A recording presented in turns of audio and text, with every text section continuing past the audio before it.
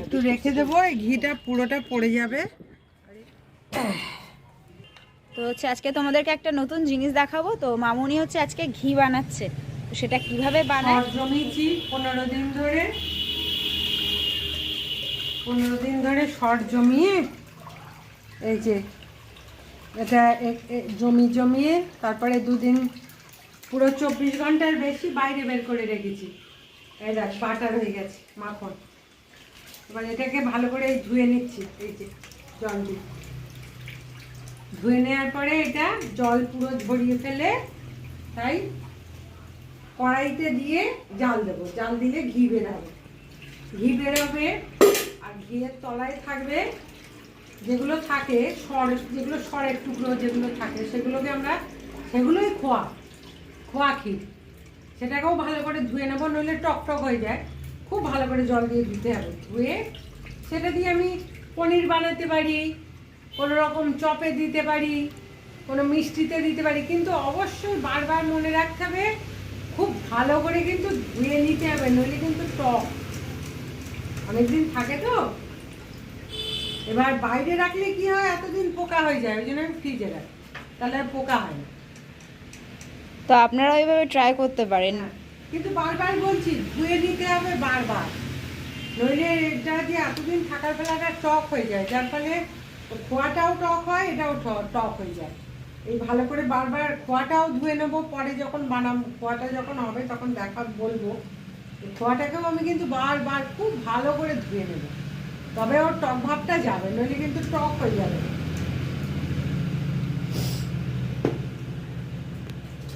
খুব ডালদার চলছিল, কারণ গাওয়া দিয়ে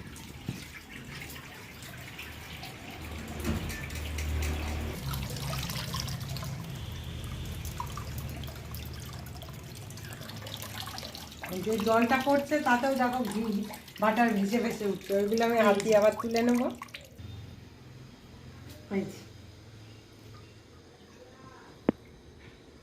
এবার আমি জল ঝরতে দেবো। এই যে বাটার হলো, এটাকে আমি জল ঝরতে দেবো, দিয়ে আমি বেশ 2 ঘন্টা পরে তবে আমি এটা জাল দেবো।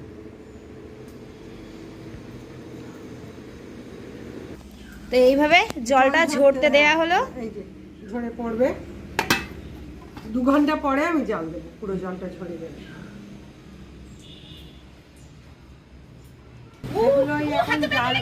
জাল দিতে বসিয়েছি, দেখুন খানিকটা ঘি বেরিয়ে গেছে, এই যে ঘি। আর এই যে ঘিতে আমার এই যে শর্টটা ছিল সেটা আমি এবার এই আলাদা করে তুলে নেব, নিয়ে ঘিটা পুরো জাল হয়নি কিন্তু এখনো একটু জাল হবে। আমি এগুলো তুলে নেব, কারণ ঘিটা কড়া করতে গেলে এগুলো সব পুড়ে যাবে, পুড়ে গেলে এটা আমি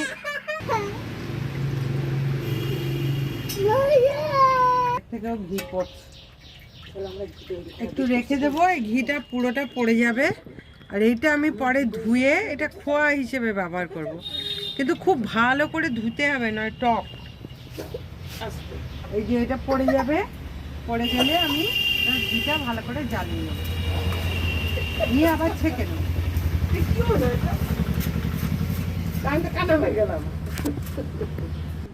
কতটা বেরিয়েছে দেখো। এইটা বেশি বেরোলে কিন্তু ঘি কম হয়, এটা যত কম বের হবে ঘি তত ভালো হবে, বেশি হবে তত ভালো না। এটাকে পনির বানিয়ে ফেলবো পরে, আর একটু দুধ দিয়ে এটাকে আমি পনির বানিয়ে নেব, বা এটাও বানানো যায়, তবে ভালো করে ধুয়ে নিতে হবে।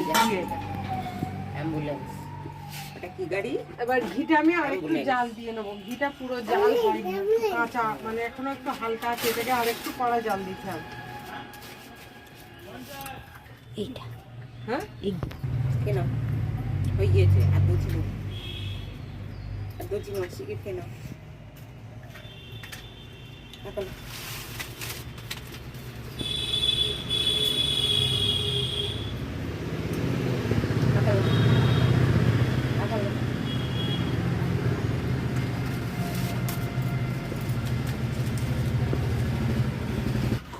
এটা আমি পনির করে নেব।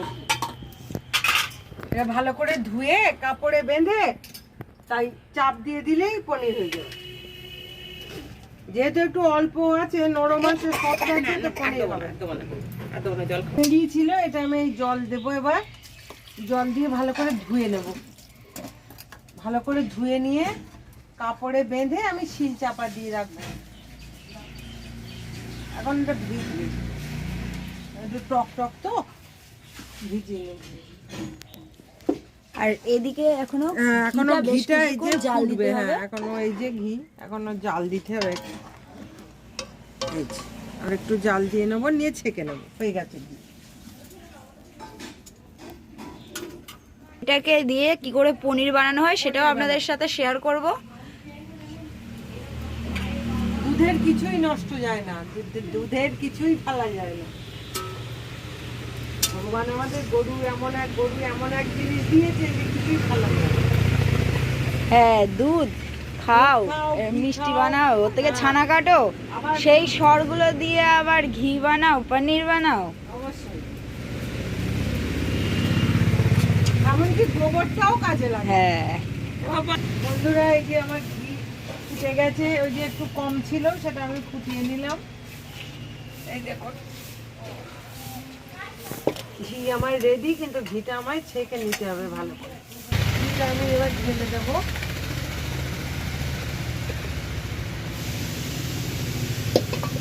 বন্ধুরা, এই দেখুন আমার ঘি রেডি। ওই যে ঘি, বাড়ি তৈরি একদম খাঁটি ঘি। ওটা নেই তো পনিরের দাম।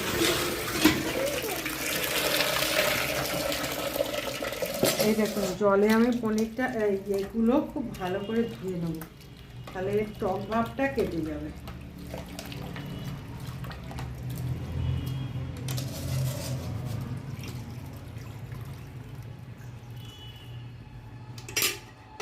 আমি সেই ঘি করার সময় আগেই কিছুটা শক্ত হয়ে গেলে তুলে রেখেছিলাম।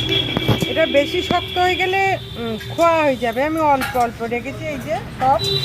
এবার খুব ভালো করে আমি এটাকে কিন্তু ধুয়ে নিয়েছি। এবার আমি এটা ঢেলে কাপড়ে বেঁধে শিল চাপা দিয়ে দেবো, পনির হয়ে যাবে। 2 ঘন্টা চাপা দিয়ে রাখবো। চাপ নিয়েছি, এর উপরে আমি এটা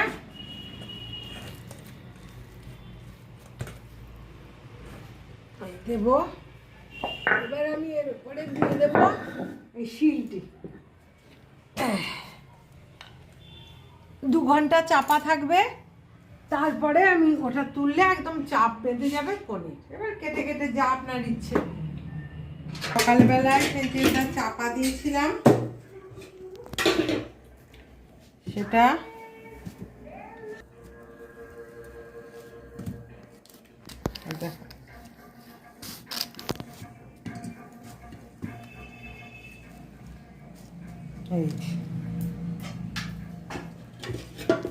এবার এটা আমার দরকার মতো আমি কেটে কেটে পিস করে রান্না করে নেব।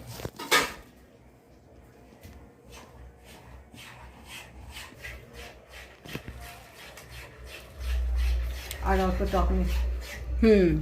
এবারে ওটা ছুরি দিয়ে কেটে নেব, নিয়ে যেমন ইচ্ছে তেমন রান্না করব। আজকে ভিডিওটি রইলো এই পর্যন্ত। ভিডিওটা ভালো লেগে থাকলে অবশ্যই লাইক, কমেন্ট, শেয়ার করো, সাবস্ক্রাইব করে পাশে থেকো। টাটা।